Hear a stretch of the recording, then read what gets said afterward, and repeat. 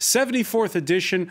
Let's cross to France 24 film critic Lisa Nesselson and our very own Olivia Salazar-Winspear.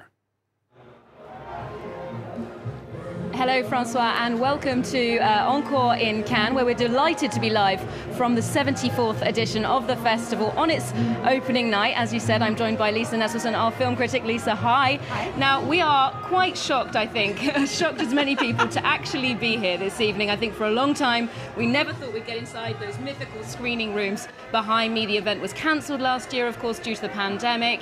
But it is a different edition this year, isn't it?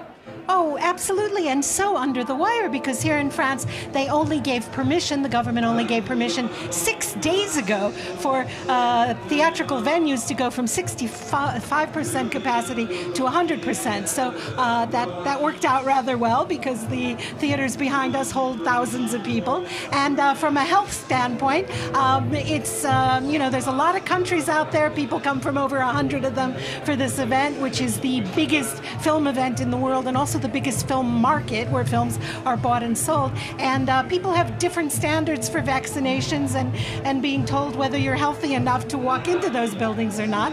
So I have a tip from Celine Dion. When she doesn't have enough saliva, when she's in the middle of a concert, she says she bites down very hard on her own tongue to create some. It turns out you don't just spit in a jar for a COVID-19 test. You need a lot of saliva. And so people are trading stories about how they never thought it would be so hard to spit for the cause of science. It's true. It's quite a challenge around here. Now, festival director Thierry Frémaux, as you mentioned, Francois, took a gamble on this festival, and he ended up with quite a lot of films. So we managed to get to sit down with him and speak about that just as proceedings got underway. The artists worked, and they worked a lot. All the movies we saw took us on a beautiful journey. We saw some great films, so we wanted to show them to everyone. It's an exceptional year. There was no cinema for a year, so we can't complain now that we have a lot of films to watch. It's an important choice, because the films that we show here will then be shown in theaters.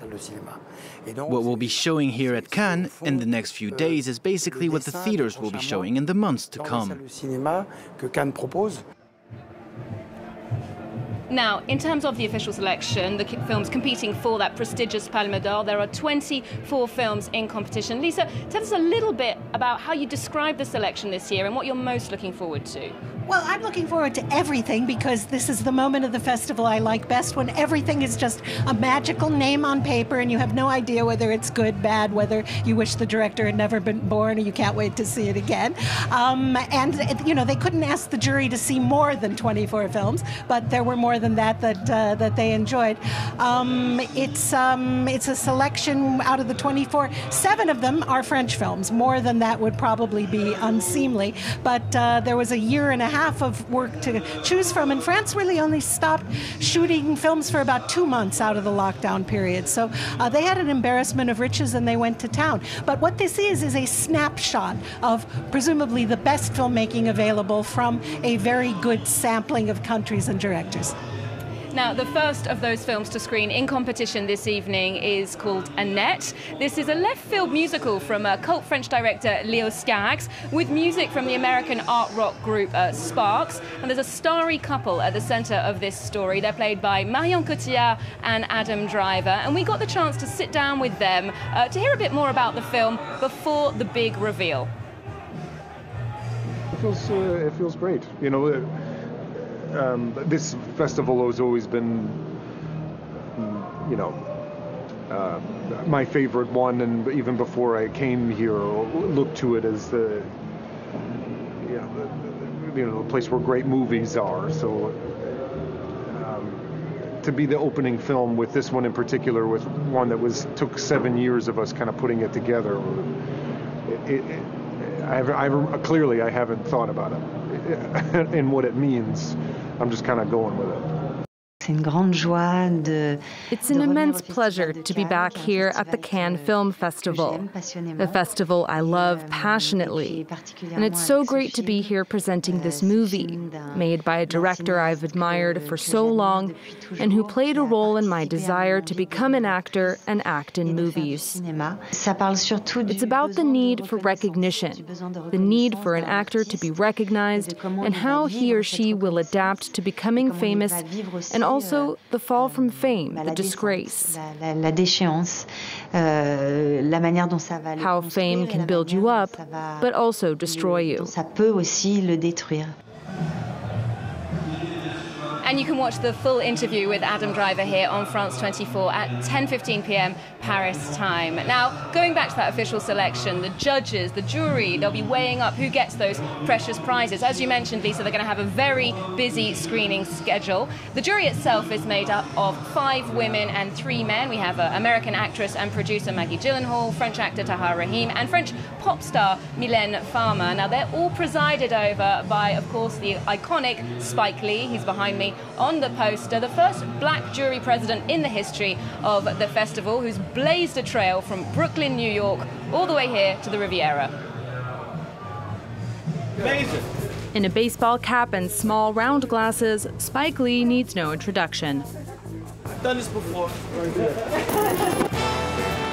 Born in Atlanta in 1957, his mother was a teacher and his father a jazz musician. Shelton Jackson Lee has said his mission is to hold a mirror up to America. He's often focused on the African-American experience. His 1992 biopic on civil rights icon Malcolm X propelled him to superstardom. When you say homage to Spike Lee, it's not just Spike Lee. You're paying homage to all the people in front of and behind the camera that made these films possible. Lee branched out, directing music videos for pop and hip-hop stars. After film, his passion is basketball. As well as He Got Game, he's directed a documentary on legendary Californian player Kobe Bryant. So, I do it. Big game for the Lakers, big game for their opponent, the defending champion San Antonio Spurs.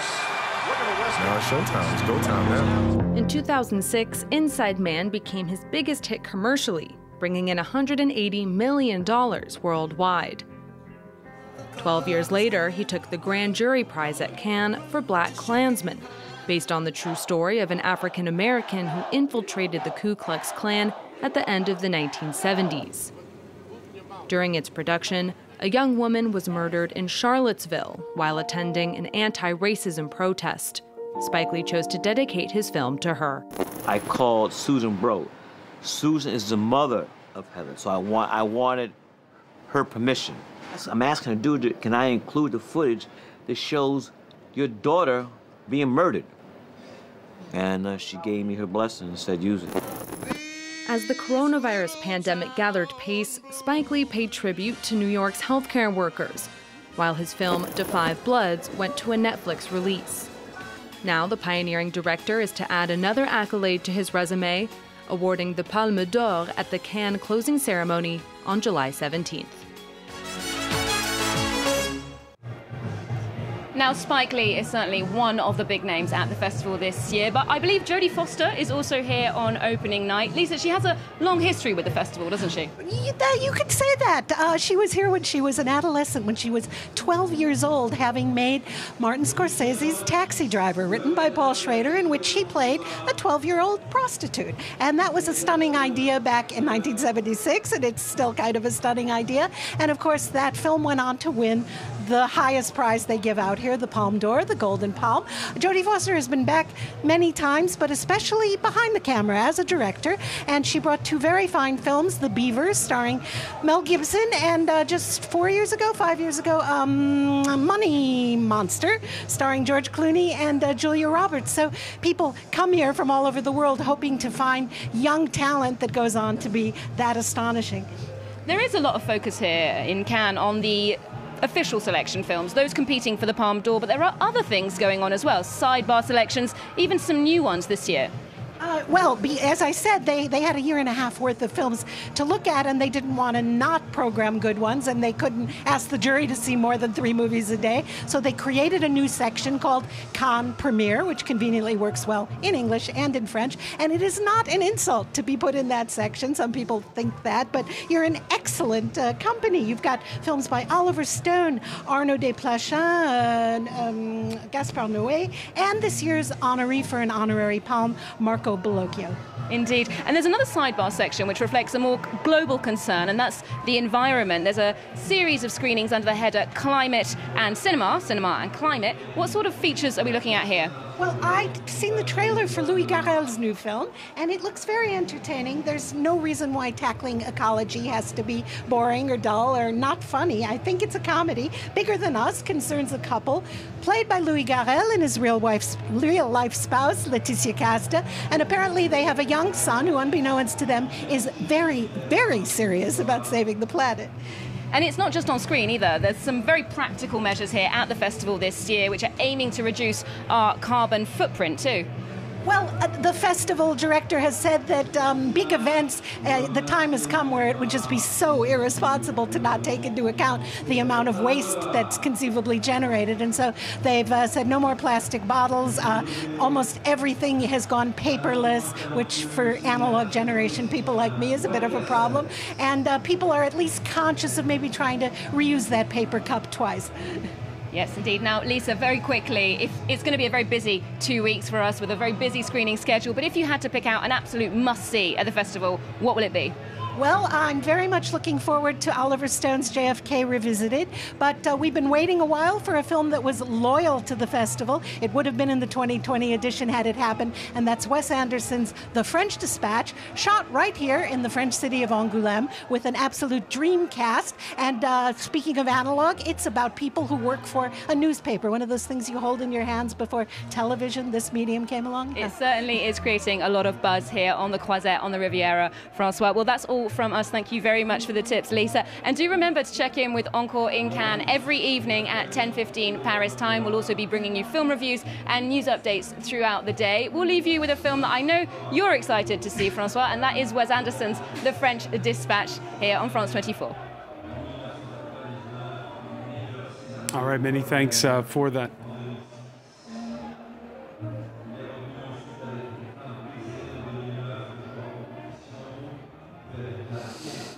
To escape a bright future on the Great Plains, Arthur Howitzer Jr. transformed the series of travelogue columns into The French Dispatch, a factual weekly report on the subjects of world politics, the arts, high and low, and diverse stories of human interest. You don't think it's almost too seedy this time? No, I don't. For decent people. It's supposed to be charming. He assembled a team of the best expatriate journalists of his time: Berenson, Sazerac, Kremens, Roebuck Wright. These were his people. Just try to make it sound like you wrote it that way on purpose.